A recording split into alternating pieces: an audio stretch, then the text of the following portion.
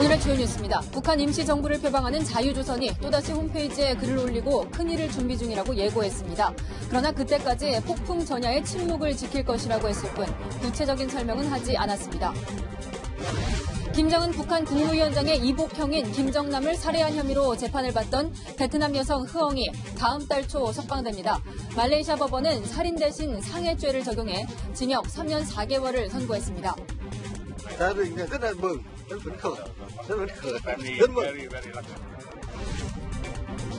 야당이 박영선 중소벤처기업부, 김현철 통일부 장관 후보자의 임명 철회를 요구하면서 인사청문 보고서 채택이 불발됐습니다. 청와대와 여당은 버티기에 나섰습니다. 가수 승리의 성접대 알선 혐의와 관련해 경찰이 일부 사실이 확인됐다고 밝혔습니다. 관련 여성들에게 성접대 관련 정황이 있었다는 진술을 확보한 겁니다. 고 장자연 사건의 증인인 윤지호 씨에 대해 경찰이 여경 특별팀을 꾸려 24시간 밀착 신변보호에 들어갔습니다. 신변보호가 부실하다며 윤 씨가 청와대 국민청원을 올린 것에 대한 후속 조치입니다. 자유한국당 황교안 대표의 경기장 선거 유세에 대한 책임을 물어 프로축구연맹이 경남FC에 징계를 내리기로 결정했습니다. 선관위도 선거법 위반으로 판단하고 공명선거 협조 요청 공문을 보냈습니다.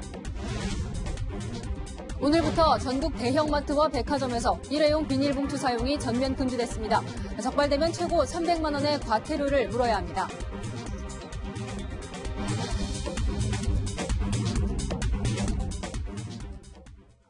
여러분 안녕하십니까? 이제는 국정에서 성과를 내겠다며 교체한 장관 후보자 7명이 제대로 발탁된 것인지를 놓고 시끌시끌합니다. 어제 후보자 2명이 낙마했지만 야당은 나머지 5명도 동의 못하겠다는 입장입니다. 네, 청와대는 검증에 뭐가 문제인지 모르겠다고 응수했습니다. 국민의 눈높이에 비춰 송구하다던 어제와 달라진 거죠. 오늘 뉴스에는 뒤탈이 난 장관 인선 소식으로 시작합니다. 먼저 최선 기자가 보도합니다.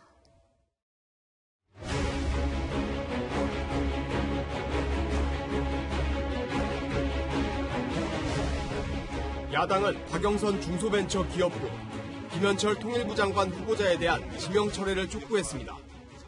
천하남은 우발적 사건이라고 이야기하는 김현철 후보자의 경우도 지금 이 시점에 있어서 매우 위험한 후보입니다. 왜 정치적인 고려만 해서 그 자리에 딴 사람 국회의원 내보내려고 박영선 의원 내보내요. 민주당은 인사검증 부실은 시인했지만 엄격한 검증 절차를 더 많이 엄격하게 시행해야 된다는 경험을 이번에 충분히 했다고 생각합니다. 검증이 더 철저해져야 되겠다 이런 생각을 했던 바입니다. 박영선, 김현철 후보자에 대해서는 방어를 합니다. 이제 더 이상 인사 문제를 둘러싸고 정치 공세를 더 이상 해서는 안 된다고 생각합니다. 오후 늦게 열린 국회 문화체육관광위. 두 분은 낙마를 했고요. 5분의 후보자가 남았는데 저희 문화체육관광부 장관 후보 박양우 후보가 유일하게 지금 오늘 마감을 앞두고 통과되었습니다. 박양우 후보자에 대해 보고서는 채택됐지만 한국당은 부적격 의견을 냈습니다. 진영 행정안전부 장관 후보자와 문성혁 해양수산부 장관 후보자에 대해서도 한국당은 부적격 의견을 낼 예정입니다. 문재인 대통령은 오는 10일 미국 방문길에 오르기 전 5명의 장관 후보자 모두 임명할 것이란 관측이 나옵니다. 채널A 뉴스 최선입니다.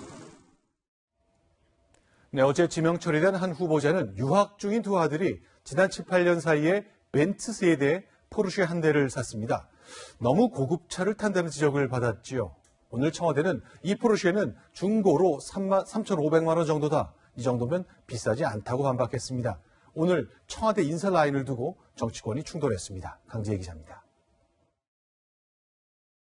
조국 민정수석, 조현옥 인사수석, 이 두 분을 조남매라고 하는 말들이 나오는데 이 조남매가 다 망쳐놓고 있습니다. 조국 민정수석과 조현옥 인사수석은 문재인 정부 청와대에서 무능의 대명사, 무책임을 상징하는 이름이 되었습니다. 조국 대통령 민정수석과 조현옥 대통령 인사수석 경질 요구에 민주당은 방어에 나섰습니다.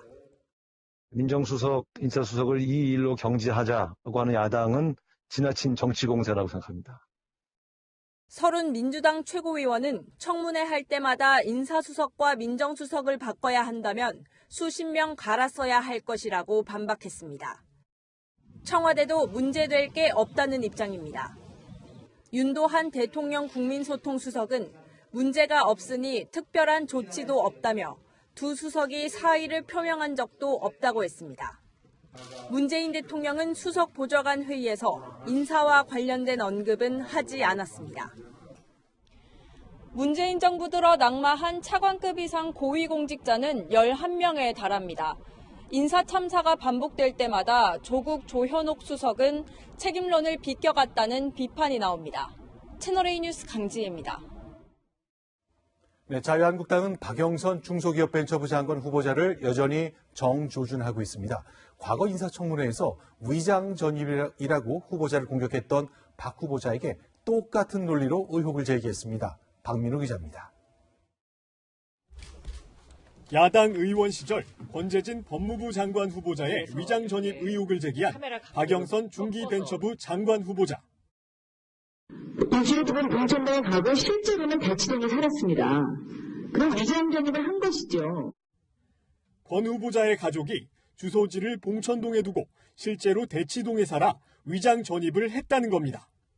한국당은 이런 논리라면 박 후보자 역시 위장 전입이라고 주장했습니다. 2002년 서대문구 연희동 자택을 매입해 거주해온 박 후보자가 18대 국회의원 선거를 앞두고 자신의 지역구인 구로구에 전입신고를 했지만 실제 거주는 연희동에서 하고 있다는 설명입니다. 지금 살고 있어요? 네. 언제부터 살고 있던 거예요? 오래됐어요. 박영선 후보의 경우에도 똑같은 경우죠. 이것도 이장 전입이죠, 그러면. 이건 내로남불 아닌가. 박 후보자 측은 연희동 자택은 임시 거주지인 거소지라며 서울에 거소지를 둔 지방 지역구 의원 모두 법 위반이냐고 반박했습니다. 한국당은 청문회 때 제기된 박 후보자의 특혜 진료 의혹, 정치자금 허위 기재 의혹 등과 관련한 자료를 모아 검찰에 박 후보자를 고발했습니다. 채널A 뉴스 박민우입니다. 네, 지금부터는 한반도 소식입니다. 북한 정권을 뒤엎겠다면서 임시정부를 표방하는 자유조선이 큰일을 준비 중이라고 밝혔습니다. 무언가를 예고한 것인데 다만 이 큰일을 마칠 때까지는 침묵을 지키겠다고 했습니다. 이동훈 기자가 자유조선의 생각을 분석했습니다. 자유조선이 어젯밤 우리의 존재란 제목의 글을 홈페이지에 올렸습니다. 내용을 볼까요? 지금 큰일을 준비하고 있다. 새로운 기적의 사실들을 지지하고 인내해서 기다려달라고 적었습니다. 스페인과 말레이시아 대사관 테러, 김일성, 김정일 초상화 깨기 이상의 행동에 나서겠다고 예고한 겁니다. 김정은에게 경고도 했습니다. 다시 볼까요? 자유의 명령이라며 정치범 수용소 해체와 개혁 개방을 거부할 경우 김정은 정권은 수치를 경험하게 될 것이라고 강조했습니다. 최근 스페인 주재 북한 대사관 습격에서 조직이 언론에 노출된 탓일까요? 자신들을 보이지 않는 존재, 숨소리도 들을 수 없는 존재라면서 오직 김씨 일가 독재를 겨눈 전선에서만 존재가 드러난다고 결의를 다졌습니다. 자유조선을 거론하는 탈북민과 자유조선을 사칭하는 자들을 믿지 말라는 경고 메시지도 보냈습니다. 최근 한 탈북단체가 자유조선 사칭 전화를 받았다는 내용을 공개했는데 이와 무관치 않아 보입니다. 평양에 반김정은 조직이 있고 그 조직으로부터 해공작 임무를 받고 파견된 특수조직이다라고 이야기했습니다. 북한 외무성이 스페인 대사관 습격 사건 한 달여 만에 첫 입장을 내고 대응에 나서자 자유조선도 보안 강화에 나선 것으로 보입니다.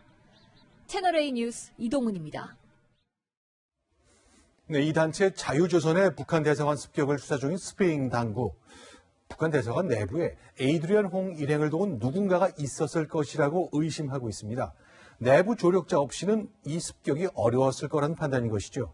마드리드 현지에서 동정미 특파원이 보도합니다.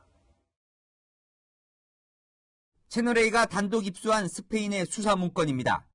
범행 전 에이드리언 홍이 대사관 내 신원이 확인되지 않은 누군가와 도주에 대해 연락을 취했을 것으로 보인다고 적혀 있습니다.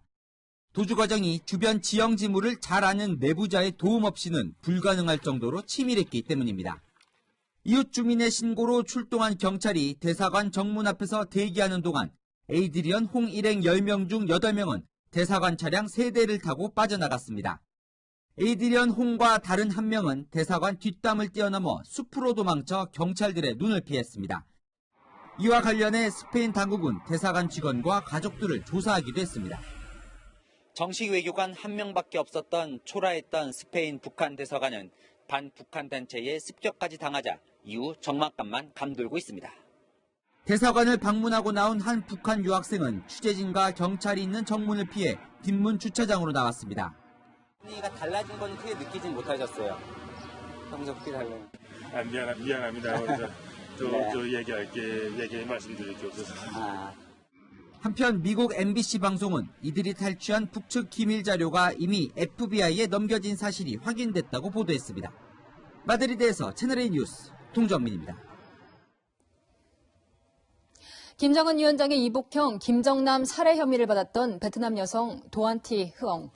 예능 프로그램 촬영인 줄 알았다며 결백을 주장했는데요. 말레이시아 재판부는 살해 혐의를 전격 철회하고 상해 혐의를 적용했습니다. 흐엉은 곧 가석방될 것으로 보입니다. 먼저 정다은 기자입니다. 말레이시아에서 김정남을 살해한 혐의로 기소된 베트남 여성 도안티 흐엉은 법원에서 석방 결정을 받은 뒤 기쁨을 감추지 못했습니다.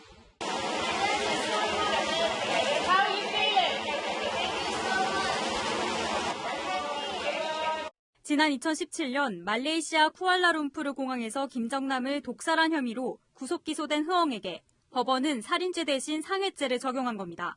이에 따라 말레이시아에서 살인범에게 예외 없이 선고되는 사형 대신 징역 3년 4개월을 선고했습니다. 흐엉은 다음 달 5일 말레이시아 구치소에서 풀려납니다.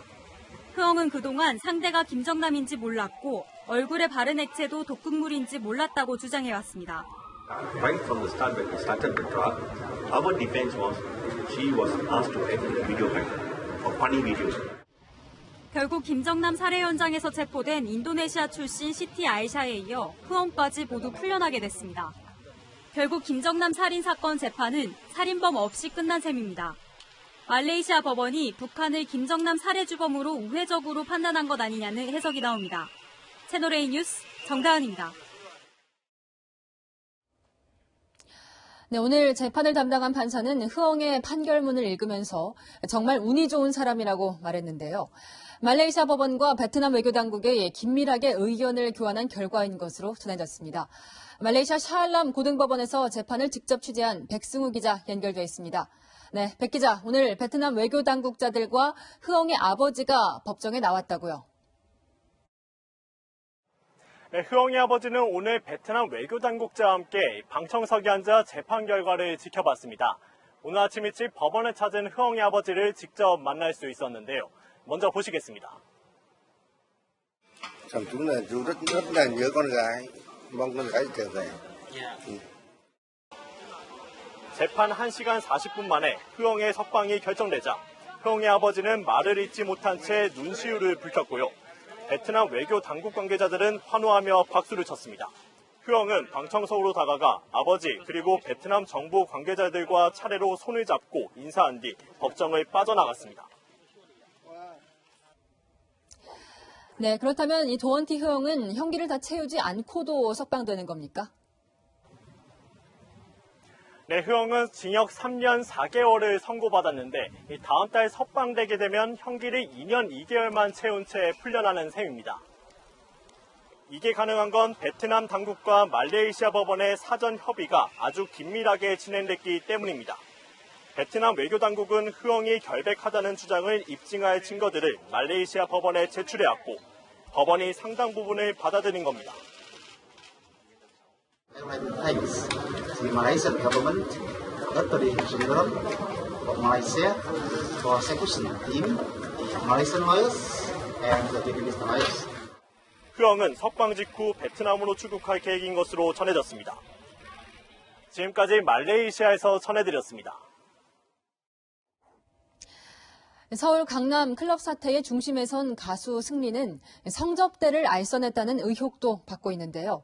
당시 자리에 있었던 여성 중 일부가 성접대 정황이 있었다고 진술했습니다. 박건영 기자가 보도합니다. 성매매 알선 혐의로 입건된 가수 승리. 성매매 알선 혐의 조사 중에 인정하셨습니까? 지난 2015년 해외 프로축구 구단주 딸 일행을 대상으로 성매매를 알선한 혐의로 수사를 받고 있습니다. 또 클럽 아레나를 방문한 일본인 사업가에게 성접대를 했다는 의혹도 불거졌습니다. 아울러 경찰은 재작년 필리핀 팔라완에서 열린 생일 파티에서 성매매가 있었다는 의혹도 수사하고 있습니다. 경찰은 성접대 의혹 일부를 사실로 확인했다고 밝혔습니다. 경찰 관계자는 여성 4-5명으로부터 성접대 관련한 정황이 있었다는 진술을 받았다고 설명했습니다.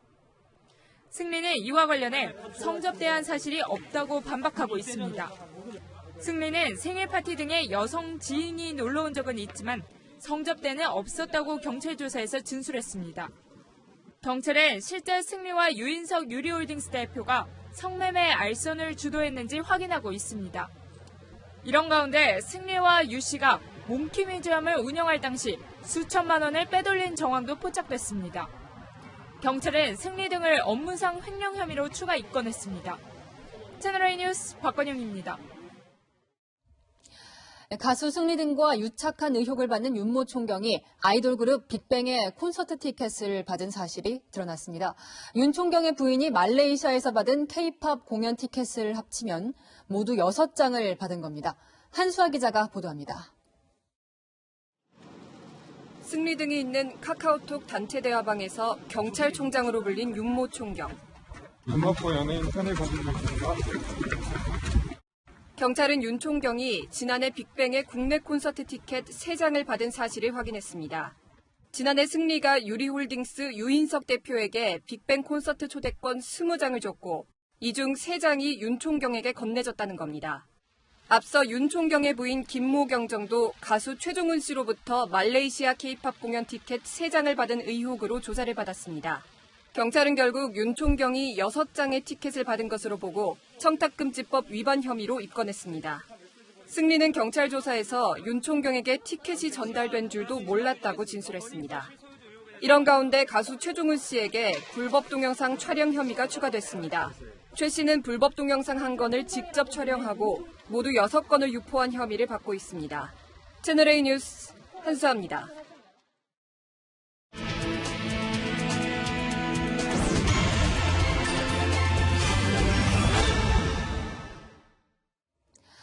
가수 정준영 씨의 스마트폰 대화 내용 유출은 버닝썬 게이트 촉발의 도화선이 됐죠. 일반인들도 쉽게 휴대전화나 하드디스크 데이터 복원을 의뢰할 수 있는데요. 이런 디지털 포렌식 기술이 개인정보 유출 위험을 더욱 키우고 있습니다. 정현우 기자의 더 깊은 뉴스입니다. 경찰이 휴대전화를 분석하는 과정에서 증거인멸을 시도한 정황이 경찰은 조작 여부 등을 확인하기 위해 국립과학수사연구원에 동영상을 보내 최근 경찰은 쌍둥이 자매의 휴대전화에서 시험에 출제된 지문들을 확보했습니다. 많은 범죄의 비밀은 디지털 증거에서 드러납니다. 그래서 수사의 성패는 스마트폰의 확보와 완벽한 복원에 달려 있습니다. 잘 알려지지 않았지만 서울시도 디지털 포렌식 센터를 만들어 민생범죄 수사에 활용하고 있습니다. 다만 개인정보 침해를 막기 위해 모든 과정을 공개하고 최대한 동의를 받아 진행합니다. 내용 보면 엄청나게 많은 정보가 있고 영업 비밀도 있을 수도 있고 지켜지지 않으면 이게 수사기관의 신뢰 자체를 잃어버리는 일이잖아요. 디지털 포렌식 기술이 주목받으면서 국가공인 자격증 보유자의 수도 700명을 넘겼습니다. 하지만 대부분 수사기관 근무자여서 자격을 갖춘 민간업체는 드문 편입니다. 스마트폰 제조사들도 관련 서비스를 중단한 탓에 삭제된 자료를 복원하려면 울며 겨자 먹기로 사설업체를 찾아갈 수밖에 없습니다. 믿을 만한 곳이라는 소개를 받고 사설업체에 스마트폰 수리를 맡겼던 황모 씨는 가정이 깨질 뻔한 위기를 겪었습니다. 무단으로 메신저 앱 대화 내용을 열람한 뒤 불륜을 의심해 친분이 있던 남편과 지인들에게 내용을 유출한 탓입니다. 남편과의 불화? 정말 한 달 동안은 피를 말리는 시간을 보냈거든요. 그러니까 남편도 뭔가 울면서 얘기를 하더라고요, 저한테. 해당 사설업체는 개인정보를 유출하지 않는다고 주장하지만 애가 살렸는데 그 애가 봐야 되잖아요. 개인 자료들은 저희 같은 경우는 보진 않아요. 10년이 넘는 동안 장사하고 있었는데. 또 다른 업체에선 민감한 정보나 사진, 동영상 유출이 공공연한 비밀이라고 털어놓습니다. 울면서 보셨던 분도 있어요. 여자분이신데 나한테 사진이 좀 많았나 봐요. 지들끼리 다 보려고. 전현직 업계 종사자들도 복구 과정에서 찾아낸 은밀한 영상이나 사진을 돈을 받고 판다고 증언합니다. 누가 누구 것을 복구하는지 기본적인 검증 절차도 없다 보니 개인정보가 마구잡이로 유출된다는 지적이 나옵니다. 스마트폰 복구를 요청할 때 형식적인 본인 확인 절차가 있지만 현장에선 잘 지켜지지 않습니다. 제 남자친구 건데 제가 보내드려도 되나요? 남자친구가 동의를 하나요? 네네. 그러면 그 관계는 없죠. 직접 찾아가서 맡겨도 마찬가지였습니다. 폰은 누구 거예요? 제가 개통한 폰이긴 한데 저랑 좀 단절된 분이에요, 인연이. 근데 그렇게 해드려도 돼요, 저거? 개인정보보호법 때문에? 제 명의로 개통해서 쓰시던 거고. 공장 초기화를 시켰지만 자료는 대부분 복원돼 이튿날 이메일로 전달됐습니다. 하지만 사설업체가 내 자료를 어디까지 열어봤는지, 살려낸 자료는 다른 사람들이 볼 수 없게 완전히 파기됐는지는 알 수 없었습니다. 지금 윤리가 별로 없죠. 국민의 피해를 방지한다는 차원에서라도 인증된 기관에 정보를 맡길 수 있겠다. 개인정보 유출에 대한 공포가 확산되고 있는 만큼 관련 범죄에 대한 처벌 강화 등 대책이 시급해 보입니다. 채널A 뉴스 정현우입니다. 10년 전에 목숨을 끊은 장자연 씨 사건에 증언한 배우가 있습니다. 바로 윤지호 씨인데요. 그에게 24시간 밀착 신변 보호가 시작됐습니다. 이 윤 씨가 신변 보호를 요청했더니 경찰이 답하지 않더라며 항의한 이후에 나온 조치였습니다. 공태현 기자입니다. 장자연 언니의 억울함을 밝히는 데 도움이 되기 위해 오늘 이 자리에 나왔습니다. 배우 윤지호 씨에 대해 경찰이 오늘부터 24시간 밀착 경호에 들어갔습니다. 여성 경찰관 5명으로 꾸려진 특별팀이 신변보호에 투입된 겁니다. 경찰 신변보호는 위치 추적 긴급 호출기인 스마트워치 지급, CCTV 설치, 경호 인력 배치 순으로 강도가 높아지는데 윤 씨에게 최고 수준의 신변보호가 제공되기 시작한 겁니다. 지난달 30일 윤 씨가 자신의 집에서 신변 위협을 느끼고 스마트워치로 긴급 호출을 했지만 적절한 조치가 취해지지 않은 데 따른 보강 조치입니다. 원래 지방경찰청과 관할경찰서 112 상황실, 담당 경찰관에게 호출 메시지가 자동 전송되어야 했는데 당시엔 담당 경찰관에게만 메시지가 전달됐습니다. 그나마 메시지를 확인하지 않아 연락이나 출동도 이루어지지 않았습니다. 윤 씨가 청와대 국민청원 게시판에 경찰의 사과와 설명을 요구하는 글을 올리자 이틀 만에 28만 명이 동의했고 서울경찰청장이 결국 머리를 숙였습니다. 극심한 불안감을 느끼셨을 윤지호 씨에게 다시 한번 진심으로 사과의 말씀을 드립니다. 경찰은 윤 씨의 호출기를 교체하고 숙소도 옮기도록 했다고 밝혔습니다. 채널A 뉴스 공태현입니다. 네, 여성 경찰관이 옛 상관에게 성희롱을 당했다는 신고가 접수됐습니다. 일선 경찰서장인 총경급 간부였습니다. 권솔 기자의 단독 보도입니다. 최근 경찰청의 고위 간부가 여성 경찰관들을 성희롱했다는 신고가 접수됐습니다. 충남지방경찰청 소속 A 총경이 여경들과의 회식 자리에서 성적 수치심을 느끼게 하는 발언을 했다는 겁니다. 5명이 다 여경이고 출연이다 희롱이다 그거는 조사를 하면 이제 알 수 있겠죠. 당시 A 총경은 경찰서장 재직 때 근무했던 여경들과 회식을 했던 것으로 알려졌습니다. 이어 이 자리에서 성희롱 발언 등이 있었다는 문제 제기가 있었고 해당 경찰서장이 관련 내용을 경찰청에 보고했습니다. 또 회식 자리에 참석한 한 여경의 남편도 경찰청 인권보호센터에 같은 내용을 신고했습니다. 신고를 접수한 경찰청은 곧바로 지난달 29일 A 총경을 대기 발령 조치했습니다. A 총경은 이와 관련해 잘 모른다며 드릴 말씀이 없다고 밝혔습니다. 경찰은 회식 장소에서 부적절한 신체 접촉이 있었는지도 확인하고 있습니다.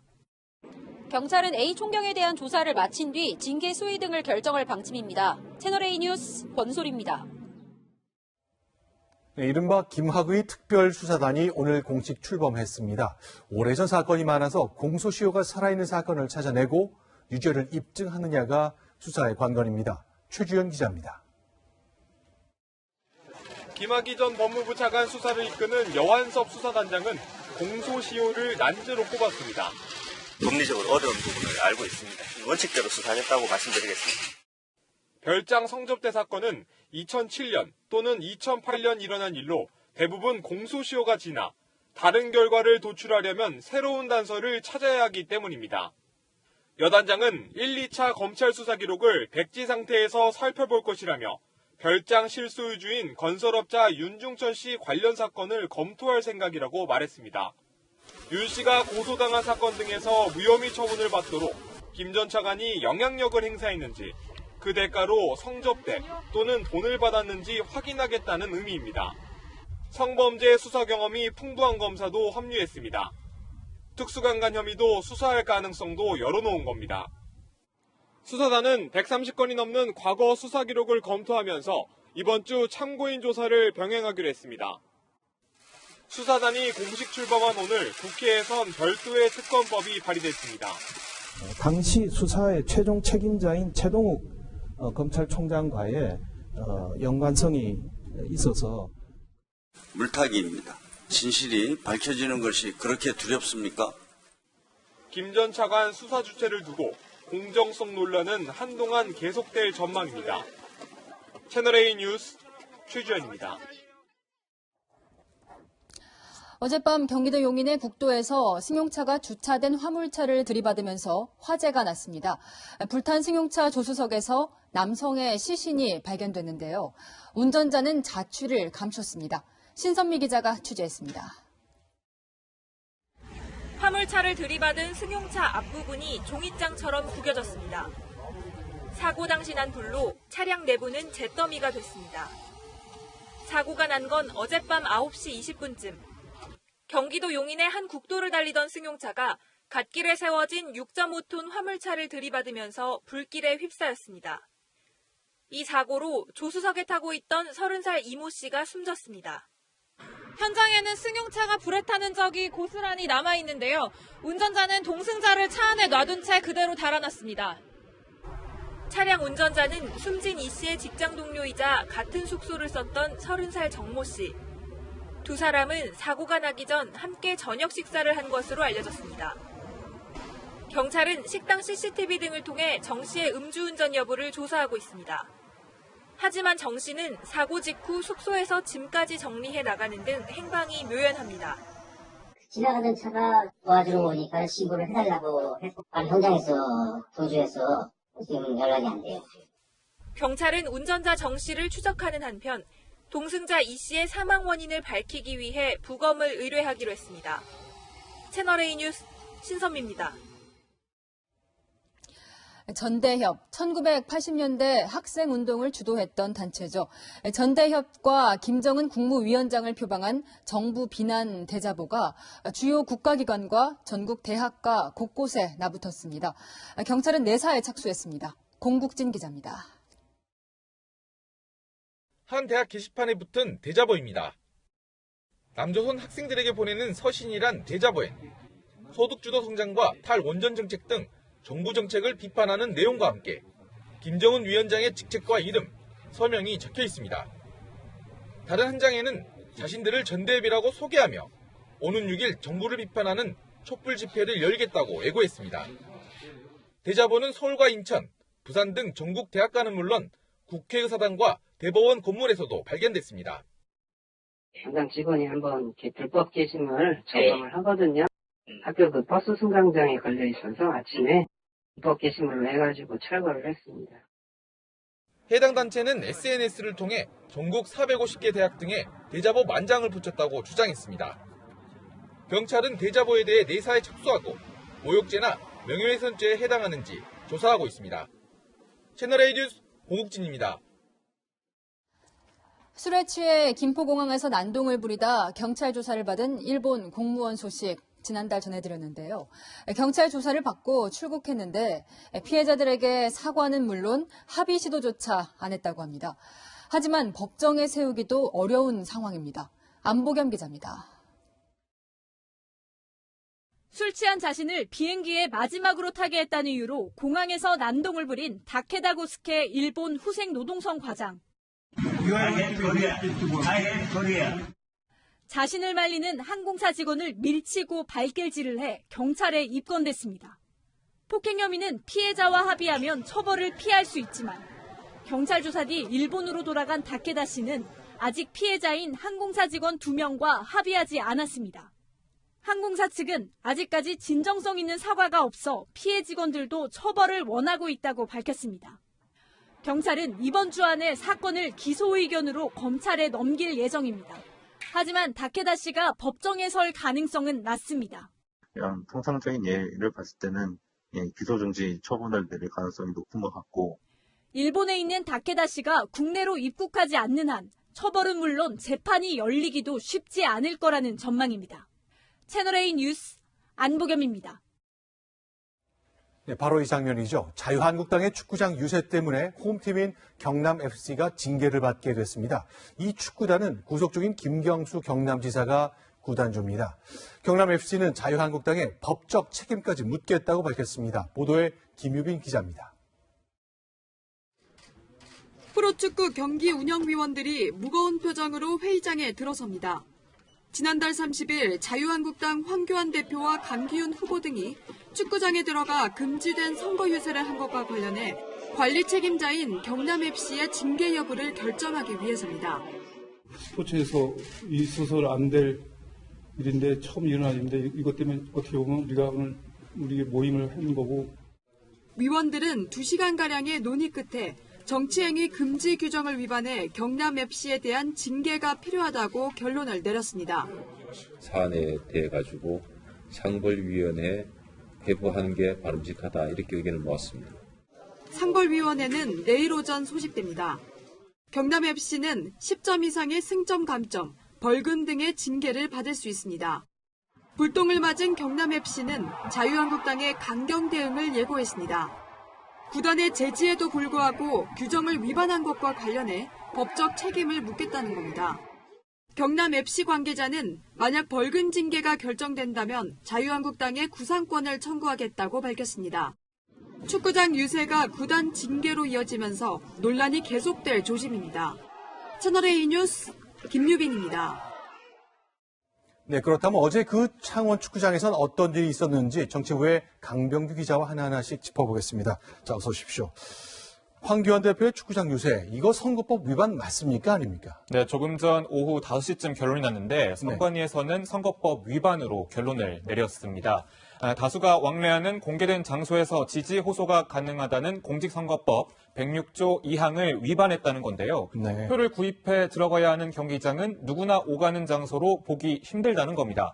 하지만 이 조항에는 벌칙 규정이 없어서 행정 조치만 가능합니다. 선관위는 황교안 대표와 강기훈 후보에게 공명선거 협조 요청문을 보냈습니다. 정치권은 오늘도 공방을 이어갔습니다. 한번 들어보시죠. 규정을 잘 몰랐다라는 식으로 해명을 내놨습니다. 진짜 만우절 거짓말이더라고요. 저희가 들어갈 때는 아무 문제가 없었습니다. 바로 지금 저 황교안 대표의 얘기인데 경기장에 들어가기 전에 문의를 했다, 문제 없다고 답을 들었다 얘기했거든요. 취재해보니까 어떻습니까? 네, 확인해본 결과 유권 해석을 문의한 것은 맞습니다. 한국당 관계자가 경기장 유세 전날 경남 선관위에 전화를 걸어서 창원 축구센터에서 선거운동을 할 수 있냐고 물었고요. 경남 선관위가 가능하다고 얘기를 했다고 합니다. 경남 선관위 측에 좀 전화를 해봤는데 경기장 밖에서만 선거운동하는 줄 알았다면서 의사소통에 오류가 있었다고 설명했습니다. 아, 축구장 안에서 할 수 있냐고 물은 게 아니라는 거군요. 네, 그렇습니다. 예. 자, 그렇다면 이 축구는 이런데 이거 뭐 야구니 다른 종목들도 비슷한 규정이 있습니까? 네, 한번 좀 취재를 해봤는데 야구와 축구의 규정이 좀 다릅니다. 축구는 논란이 된 경기장의 홈팀에게 벌점 10점 이상의 감점, 벌금 2천만 원 이상의 징계를 내리지만 야구는 이런 경우 징계 규정이 없습니다. 네. 과거에 민주당 의원들이 야구장에서 유세를 했는데 당 네. 점퍼가 아닌 야구 유니폼을 입어서 제재를 받지 않는 경우도 있었습니다.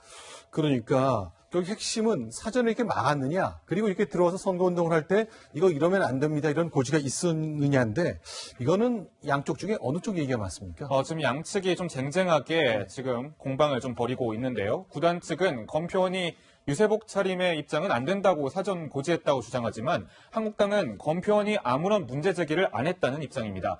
한번 영상을 준비해봤습니다. 관중석에서 지금 인사하는 모습을 보고 계신데 그 장면이죠. 황교안 대표와 강균 후백에 지금 구단 직원이 다가와 말하는 모습이 보이고 있습니다. 양복 입은 사람들이죠? 예, 그렇습니다. 이후 황 대표가 기호가 적힌 당점퍼를 벗었고 강균 후보도 기호가 없는 빨간 옷으로 갈아입었습니다. 제지 이후 옷은 벗었지만 두 사람은 기호 2번을 그리면서 선거운동을 이어가는데요. 구단 측에 물어보니까 직원이 당점퍼를 벗어달라는 취지로만 얘기했다고 합니다. 유세를 중단하라고 명확히 말하지 않고 소통이 좀 불편해서 사태가 커졌다고 볼 수도 있습니다. 알겠습니다. 여기까지 듣겠습니다. 정치부의 강병규 기자였습니다. 고맙습니다. 네, 이제부터 쇼핑하실 때 장바구니 꼭 챙기셔야겠습니다. 일회용 비닐봉투를 금지하는 계도 기간이 어제로 끝났고 오늘부터 본격 시행됐기 때문인데요. 야채 같은 것을 담을 때 두루마리에서 잘라 쓰는 속비닐을 놓고는 혼란이 빚어지기도 했습니다. 이다혜 기자가 현장 취재했습니다. 계산대에서 비닐봉투가 사라졌습니다. 마트를 찾은 손님들은 장바구니에 구매한 물건을 담습니다. 하지만 일부는 불편을 호소합니다. 계획적으로 나오는 거는 할 수 있지만 그렇지 않고서는 어제 이제 뭐 가다가도 장을 볼 수 있고 볼려보다가 그럴 때는 불편하죠. 오늘부터 일회용 비닐봉투 사용이 금지된 곳은 규모가 큰 전국 13,000개 점포. 위반하면 업주에게 최대 300만 원의 과태료가 부과됩니다. 대형 마트에선 수년 전부터 일회용 비닐봉투 대신 종량제 봉투와 종이박스를 제공해 우려했던 큰 혼란은 없었습니다. 하지만 속비닐을 놓고는 곳곳서 혼란이 빚어졌습니다. 일부 소비자들은 마트에 비치된 이 속비닐에 물건을 담아 장바구니처럼 사용하기도 했는데요. 이젠 그것조차 불가능해졌습니다. 예외적으로 속비닐을 쓸 수 있는 식품도 있습니다. 생선이나 고기 등 물기가 있는 식품과 아이스크림, 포장돼 있지 않은 과일과 채소는 허용됩니다. 다만 이런 기준이 업주나 소비자에게 제대로 고지되지 않아 혼란스러워했습니다.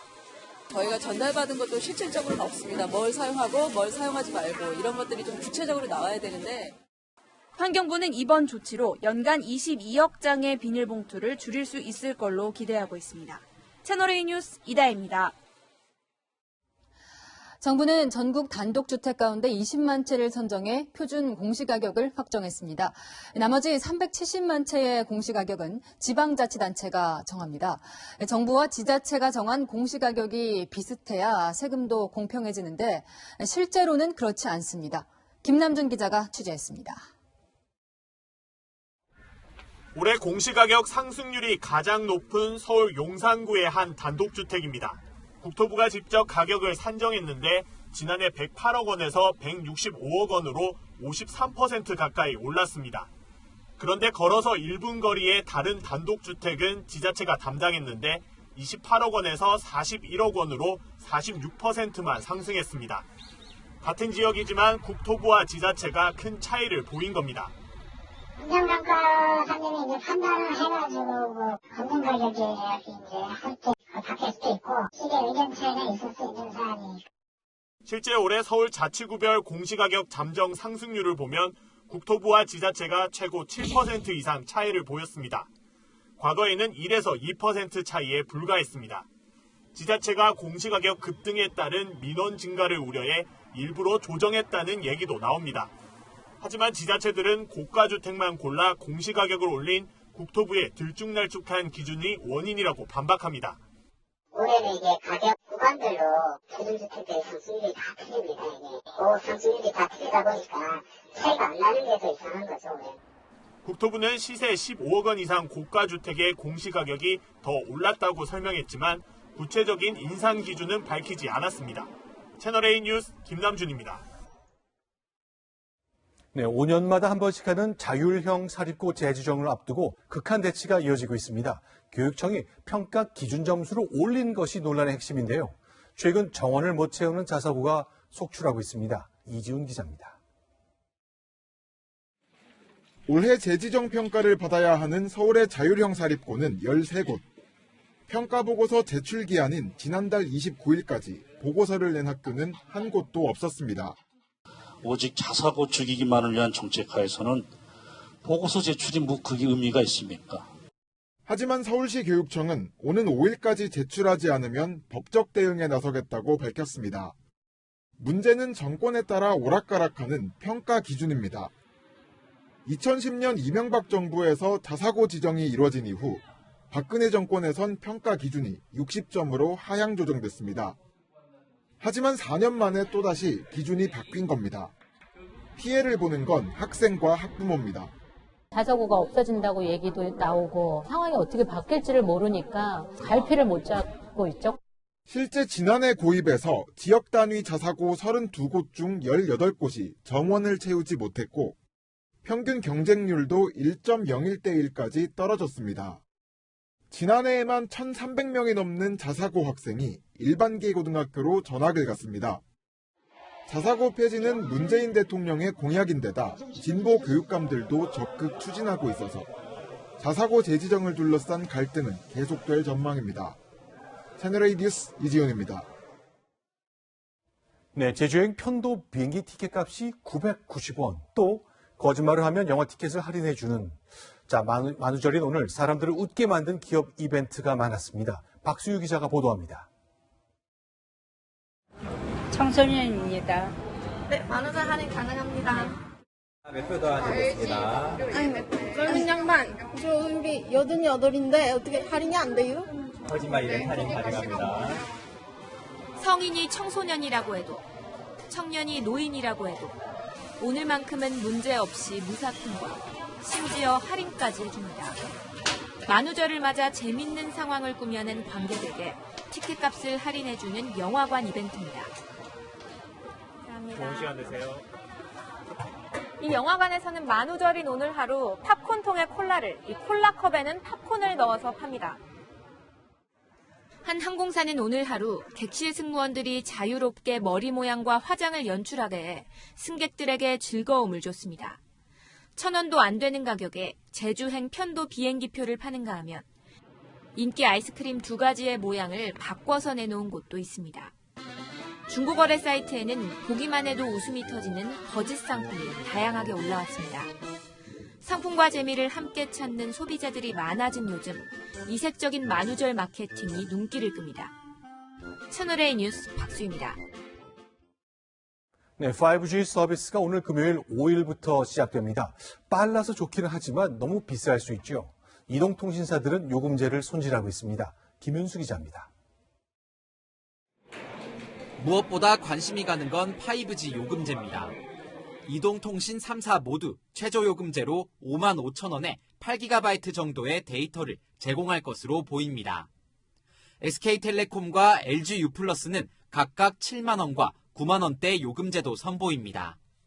KT는 내일 확정하는데 두 회사보다 일부 파격적인 요금제가 나올 거란 전망입니다.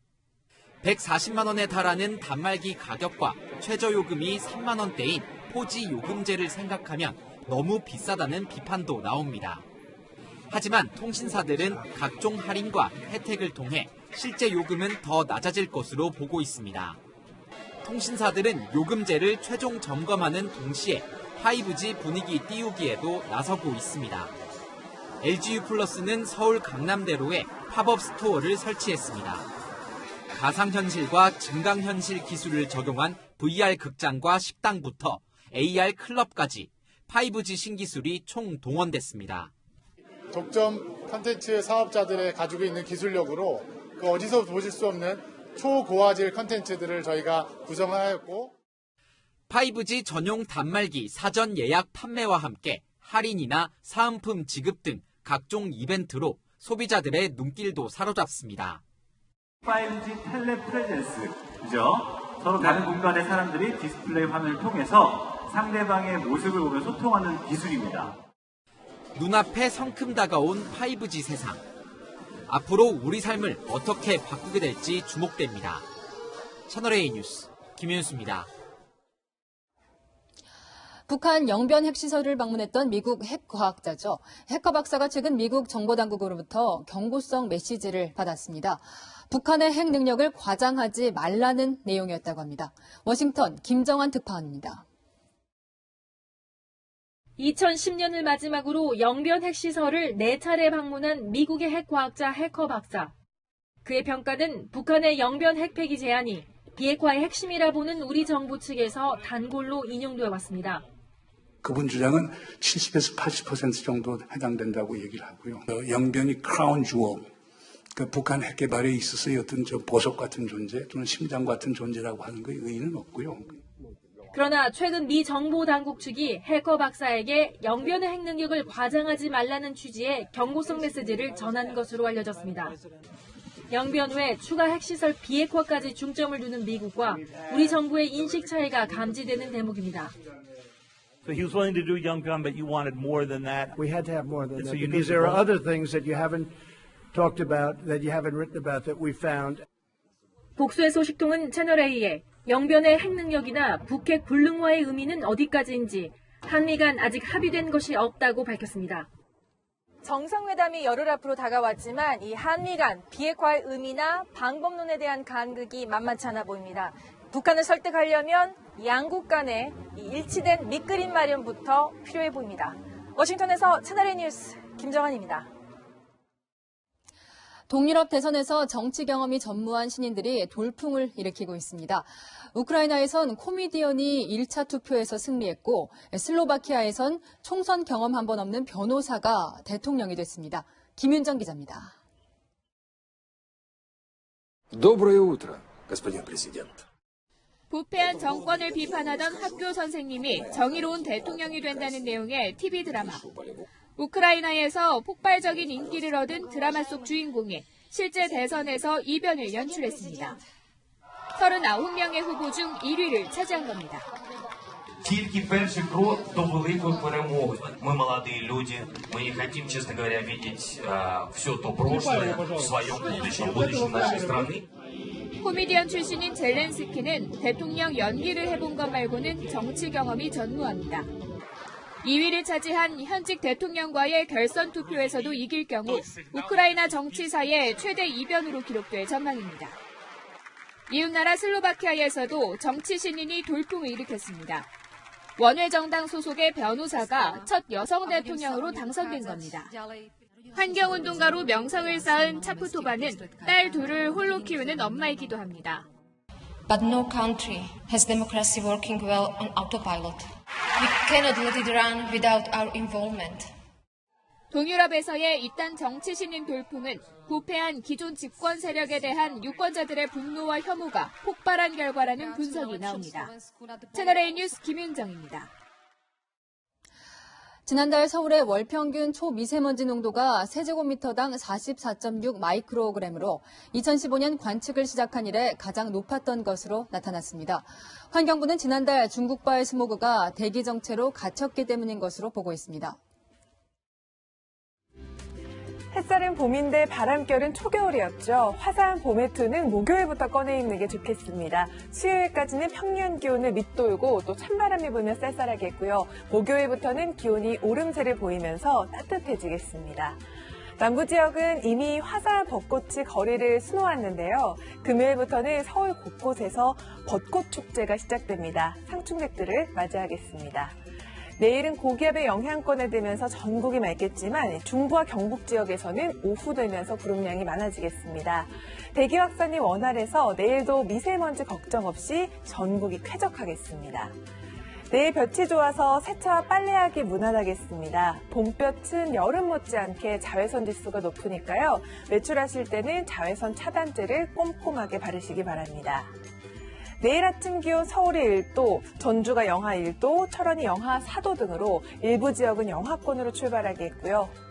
한낮에도 전국이 평년 기온 밑돌고 또 바람도 불어서 싸늘하겠습니다. 주 후반까지는 맑은 날씨가 이어지겠고요. 일요일에는 중부 지역에 비 예보가 들어있습니다. 날씨였습니다. 뭐가 문제인지 모르겠다. 청와대의 말입니다. 장관 후보자들을 발굴하고 검증했던 조국, 조현옥 두 수석을 감싼 거지요. 그렇다면 뭐가 문제였을까요? 부동산 딱지로 수십억 차익을 내더라도 또 유학간 아들에게 독일 고급차를 사준 것도 법 위반 아닙니다. 하지만 보통의 사람들이 얼마나 착잡한지를 두려운 마음으로 살폈어야 했습니다. 그러지 못한 게 문제였습니다. 뉴스 마치겠습니다. 고맙습니다.